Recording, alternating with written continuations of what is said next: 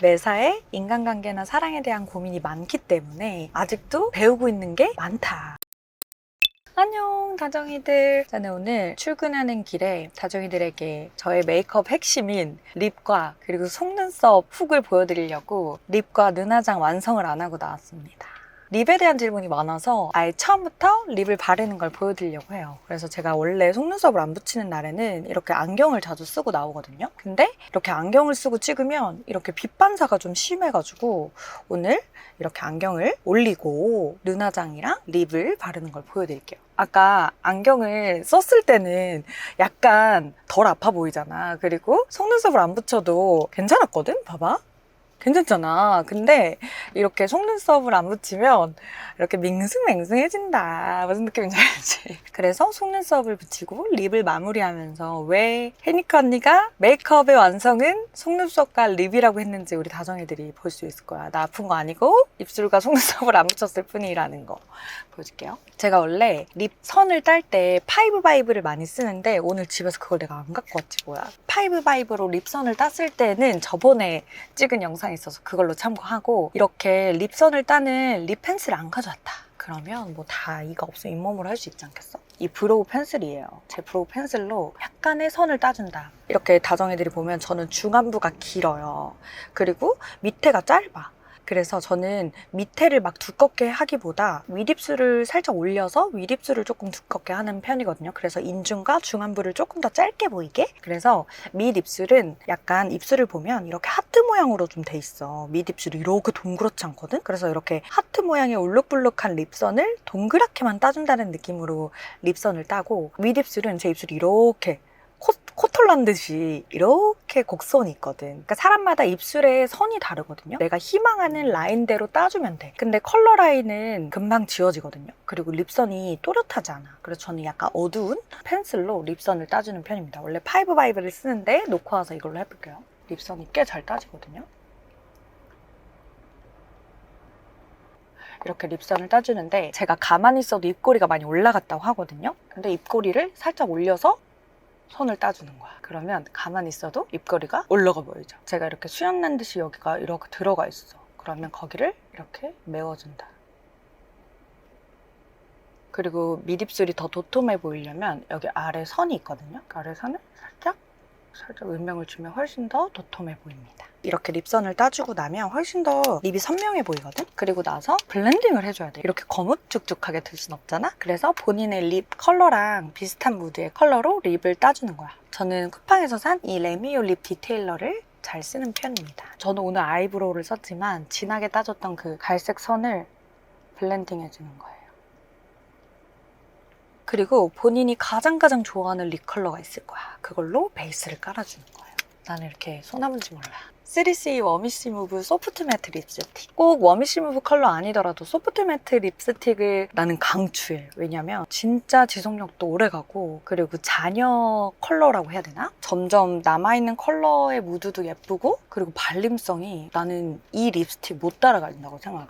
3CE 소프트 매트 립스틱의 발림성과 발색이 너무 예쁘거든요. 그래서 꼭 이 컬러 아니더라도 약간 쿨톤들도 자기한테 맞는 컬러 꼭 도전해봤으면 좋겠어. 그래서 이렇게 립 컬러 발색이 끝났는데 최애 엔딩 립, 오드 타입의 립으로 엔딩을 쳐줄 거야. 이 팁이 너무너무 부드러운데 광이 잊혔어. 가운데 중심으로만 강을 내주면 여러분들이 드라이브 토크에서 많이 봤던 그 립이 완성됩니다. 그리고 제가 하이라이트가 왜 자꾸 속눈썹이라고 하냐 보여줄게.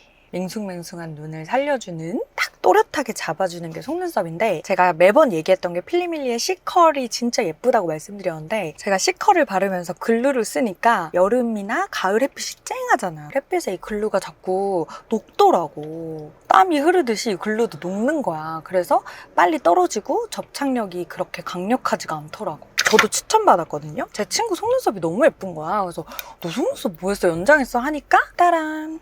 이 톡톡하라 브랜드의 노글루를 사용한다는 거예요. 그 친구 완전 똥손이거든? 근데 속눈썹이 너무 예쁘게 붙여져가지고 물어보니까 이 톡톡하라의 노글루 제품이라고 하더라고. 그래서 제가 오늘 출근 전에 현타 썰을 풀까 해. 제가 최근에 친구들이랑 헤어진 친구, 사랑하고 있는 친구, 결혼한 친구 이렇게 옹기종기 모여서 대화를 나눴는데 공통점이 하나 있더라고. 대부분 어떤 연인 관계든 보면 볼수록 만나면 만날수록 새롭게 다툰다는 거야. 새로운 사실로. 오래 만났다고 안 싸우는 거 아니고 만난 지 얼마 안 됐다고 안 싸우는 게 아니더라고. 그냥 각자가 가진 발작 버튼이 다르다. 그게 뭐냐면 이 사람은 A는 괜찮은데 B는 안 돼. 근데 어떤 사람은 B는 괜찮은데 C는 안 돼. 어떤 사람은 C는 괜찮은데 A는 안 돼. 막 이런 식으로 여자인 친구들 4명이 있는데 그 4명이 그게 다 다른 거야. 근데 그걸 아는 것도 되게 건강한 거거든. 30이 넘어가면 그걸 알게 돼. 나의 발작 버튼이 뭔지. 근데 그걸 가장 잘 알아야 되는 거는 같이 사랑하는 사람들끼리 서로의 발작 버튼을 조심해줄 필요가 있다. 저랑 남편은 3년 연애하고 결혼했는데 1년 반을 같이 동거를 하다가 결혼 준비도 같이 하고 결혼해서 이제 1년 차로 살고 있어요. 근데 동거할 때는 진짜 많이 안 싸우고 심지어 결혼 준비할 때도 안 싸웠거든. 근데 결혼하고 삶을 완전하게 섞어보면서 서로 패턴이 다른 걸 느낀 거야. 예를 들면 얼마나 다르냐면 저는 새벽 1~2시에 자. 근데 남편은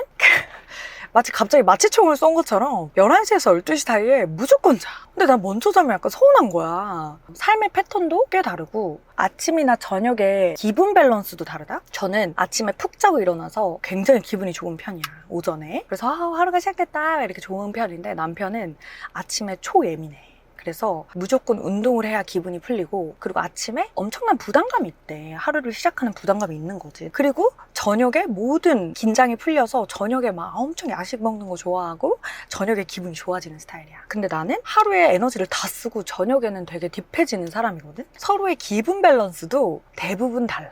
근데 그거를 결혼하고 이제 1년차 때 조금 알아가고 있어. 그래서 내가 중요하다고 생각한 건 연애를 하건 썸을 타건 그리고 결혼을 하건 상대의 그 발작 버튼을 잘 캐치해야 된다.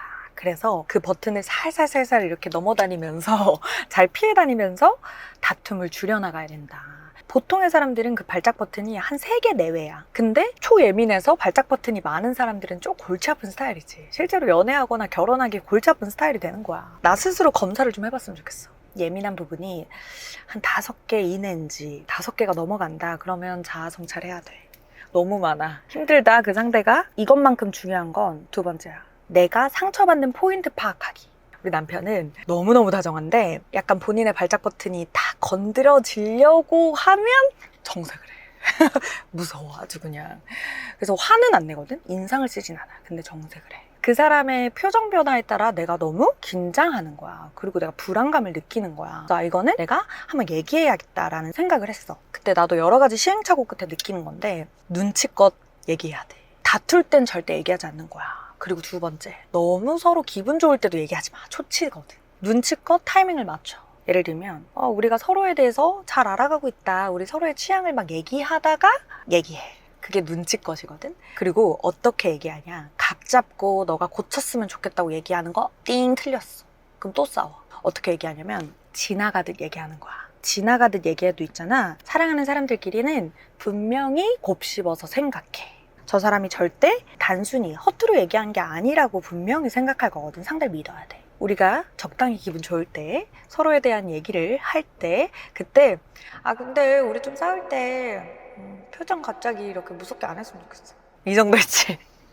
표정 갑자기 정색 안 했으면 좋겠어. 막 이런 식으로 있지. 그렇게만 얘기해도 상대가 충분히 알아들어. 상대가 못 알아들을까봐 각 잡고 너 꼭 고쳤으면 좋겠어. 이거 안 고치면 진짜 우리 힘들 것 같아. 막 이런 식으로 얘기하잖아? 계속 힘들 거야. 그리고 내가 상처받는 것도 있지만 남편도 나한테 상처받는 게 있었어. 왜냐면 나는 극도로 화가 나면 그 자리를 피해버리거든?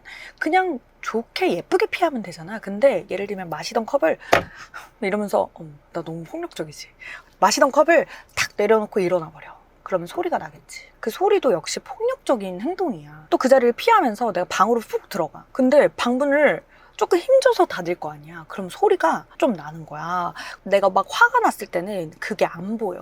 내 행동이 잘 안 보여. 남편도 나랑 비슷한 방법으로 기분 좋을 때 서로에 대한 얘기를 좀 할 때 그때 지나가듯이 근데 나는 우리가 싸울 때 혜인이가 그렇게 문을 쾅 닫고 들어가는 거는 안 해줬으면 좋겠어. 내가 너무 서운하더라고. 이렇게 얘기하니까 내가 너무 쑥스러운 거야.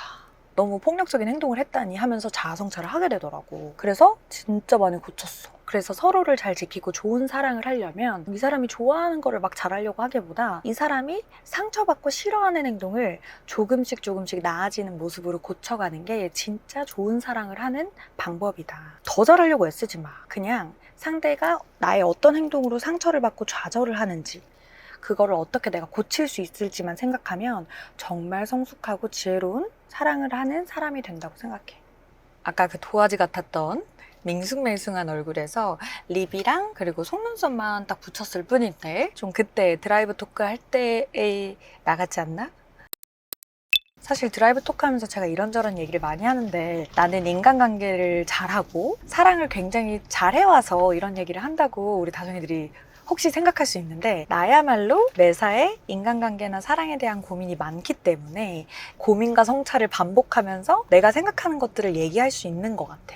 그만큼 나도 인간관계에 대한 상처나 아직도 배우고 있는 게 많다. 내가 최근에 인간관계에 있어서 다시 나의 마음을 다잡고 있는 것은 상대에게 서운함을 주지 않고 적절하게 거절하는 방법을 내가 배워가고 있어. 내가 항상 오케이였던 약속 시간을 내가 거절해야 될 때도 있고, 그리고 내가 항상 참여했던 모임을 못 가게 되는 경우도 있고, 그리고 누군가의 부탁이 부담스러워질 때가 있잖아. 근데 그런 것들에 내가 거절을 잘 못했었어. 나는 항상 누군가를 이렇게 도와주거나 이렇게 동기부여를 하는 게 나의 그 테니지먼트 MBTI 뭐 이런 성향에서 타고난 것 같아. 근데 내가 이걸 오케이 했을 때 물리적으로 데미지가 큰 거야.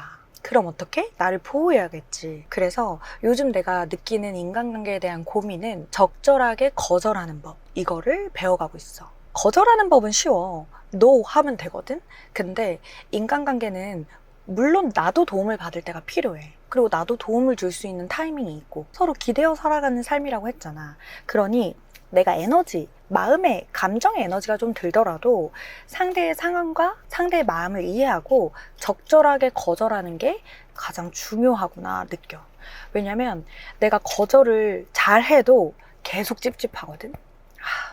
내가 어떻게 조금 이렇게 하면 그 부탁 들어줄 수 있을 것 같은데 라는 이런 자녀 감정이 계속 남는 거야. 그래서 나는 날 위해서 적절하게 거절하는 방법을 찾고 있어. 그 방법은 무조건 나는 하나라고 생각해. 극단적인 투명성. 정말 안 돼서 거절하는 것은 상대도 느낀다고 생각해. 이 사람의 마음을 내가 온전히 받아주지 못할 때는 나의 어떤 상황, 그리고 정말 안 되는 이유, 그래서 내 마음, 진짜 들어주고 싶은데 미안한 나의 마음까지 전하는 게 적절한 거절법이라고 생각해. 그래서 이런 거야. 누군가가 나에게 어떤 부탁을 했어. 이 자료 좀 정리해서 줄 수 있어? 아니면 혜나 내 이력서 좀 봐줄 수 있어? 하잖아. 그러면 어때? 실제로 나의 최근 일주일이 일정이 다 차 있고 그 일정 차 있는 와중에 화장실은 가겠지만 마음과 각을 잡고 그 친구한테 아니면 그 상황에서 시간을 쓸 시간이 없거든. 마음을 다 써야 되는데. 그러면 나의 일정과 나의 그 상황과 그리고 내가 지금 집중해서 그걸 봐줄 수 없음을 설명하고 미안하다고 혹은 다음에 꼭 도와주겠다고 마음을 전하는 거. 그러면 잠이 오더라고. 나는 거절하는 걸 잘 못했던 사람이기 때문에 이런 방법으로 거절을 하고 있어.